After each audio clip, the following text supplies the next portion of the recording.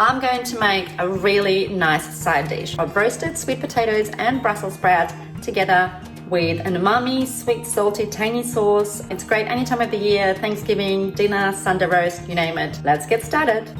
Peel and dice sweet potatoes. I like them sort of in the large cubes. And then we're going to trim and halve our Brussels sprouts. We're going to roast them at the same time, but sweet potatoes take longer. So we're going to sweep them to the side, and then we're going to put Brussels sprouts next to it. Keep them separate because at some point you're going to take the Brussels sprouts out and continue to roast sweet potatoes. While our veggies are roasting, we're going to prepare that lovely balsamic soy glaze.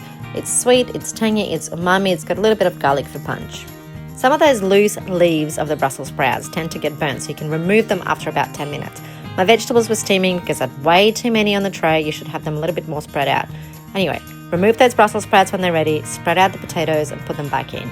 Then we're going to finish by pouring that lovely glaze over the vegetables, tossing them through and popping them back in the oven for a couple of minutes to caramelize and get that lovely charred finish. It's one of the most requested side dishes in my family. I make them for Thanksgiving, Christmas, weekend roast, whichever. It's really delicious.